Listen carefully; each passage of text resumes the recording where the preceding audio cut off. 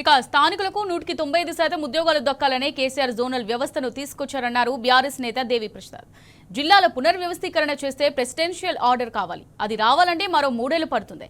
అంటే కాంగ్రెస్ ఉద్యోగ నోటిఫికేషన్లు ఇవ్వనట్టేనా అని ప్రశ్నించారు. కేసీఆర్ ఆనవాళ్లు చెరిపేసేందుకే రేవంత్ సర్కార్ కుట్ర చేస్తోందన్నారు. 10 జిల్లాల్ని 33 జిల్లాలుగా మార్చినటువంటి సందర్భంలో అప్పుడు ఉన్నటువంటి జోనల్ వ్యవస్థ చాలా అస్తవ్యస్తంగా ఉంది. స్థానికులకు ఉద్యోగాలు దక్కుతలేవు. సన్ ఆఫ్ ది సాయిల్స్కు ఉద్యోగాలు దక్కాలి. 100% స్థానికంగా ఉండేటువంటి జిల్లా వాళ్ళకు ఉద్యోగాలు దొరకాలని వారు తీవ్రమైనటువంటి ప్రయత్నం చేసి జోనల్ సిస్టమ్ని మళ్ళీ జోన్లుగా విభజించి ప్రెసిడెన్షియల్ ఆర్డర్ తీసుకురావడానికి దాదాపుగా 1.5 years 2 years తీవ్రమైనటువంటి కృషి చేశారు. ఇవాళ ఒకవేళ మీరు సరిహద్దులు మార్చినా, అటు ఇటు మార్చినా, ఇంకొకటి చేసినా రేపు ప్రెసిడెన్షియల్ ఆర్డర్లో కూడా అనేక మార్పులు తీసుకురావాల్సినటువంటి అవసరం ఉంటుంది. ఈ ప్రెసిడెన్షియల్ ఆర్డర్ మార్పు తీసుకురావడానికి కనీసం 2.5 నుంచి 3 ఏళ్ళు పడుతుంది. మరి 2.5-3 ఏళ్ళు పడితే అప్పటి వరకు నోటిఫికేషన్లు ఇస్తారా, ఇయ్యరా? అంటే నిరుద్యోగులు ఒక వారం నుంచి ఒక తీవ్రమైనటువంటి ఆవేదనతో అటు అశోక్ నగర్ సెంటర్ కానీ, ఇటు దిల్సుఖ్ నగర్ సెంటర్ కానీ మొత్తం రాష్ట్ర వ్యాప్తంగా కూడా మీరు మాకు 2 లక్షల ఉద్యోగాలు ఇస్తున్నారు, ఇస్తలేరు, మమ్మల్ని అందరూ కూడా మీరు కాంగ్రెస్ పార్టీ ఎన్నికలకు ఉపయోగించుకున్నది తప్ప మాకు ఏమి చేయడం లేదనేటువంటి ఒక తీవ్రమైనటువంటి ఆగ్రహం ఇలా నిరుద్యోగ యువకులు పెళ్ళుబుకుతా ఉన్నది.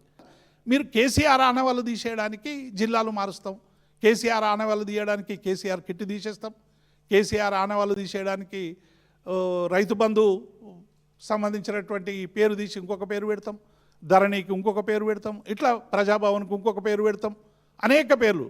కేంద్రంలో ఏమో బీజేపీ పార్టీ ఏమో వాళ్ళ సిద్ధాంతకర్తల పేర్లేమో అన్ని స్కీములకు పెట్టుకుంటుంది. దీన్ దయాళ్ పేరు, అటల్ బిహారీ వాజ్పేయి పేర్లు, రకరకాల పేర్లు పెట్టి స్కీములన్నింటినీ కూడా మహాత్మా గాంధీని కూడా నరేగా నుంచి మాయం చేసేటువంటి ప్రయత్నం బీజేపీ చేస్తాం. ఇక్కడనేమో తెలంగాణ అస్తిత్వానికి సంబంధించినటువంటి పేర్లు కానీ, తెలంగాణ ఉద్యమానికి సంబంధించిన నాయకులకు సంబంధించి కూడా మీరు అన్నీ మార్చేటువంటి ప్రయత్నం చేస్తూ ఉన్నారు. ఈ మార్పు వెనక ఏముంది? నిజంగానే ఎన్టీ రామారావు మండలాల వ్యవస్థ తెచ్చినప్పుడు మాలాంటి వాళ్ళని కూడా అందరం అనుకుని ఇన్ని మండలాలు ఎందుకు, ఈ మండలాలు ఏమైపోతాయి, ఇన్ని మండలాలు. కానీ కేసీఆర్ వచ్చిన తర్వాత ఎన్నడైనా ఎన్టీఆర్ మండలాలు పెట్టిండు, తెలుగుదేశం పార్టీ మాకు వ్యతిరేకం, ఎన్టీ రామారావు ఆనవాళ్ళు లేకుండా చేస్తాను కేసీఆర్ ఏమైనా ఆలోచన చేసిండా? కేసీఆర్ ఒక రాజనీతిజ్ఞుడు. ప్రజలకి అవసరమైనటువంటి పరిపాలన దక్కితే ప్రజలు లాభపడతారని ఆలోచించేటువంటి గొప్ప పరిపాలకుడు.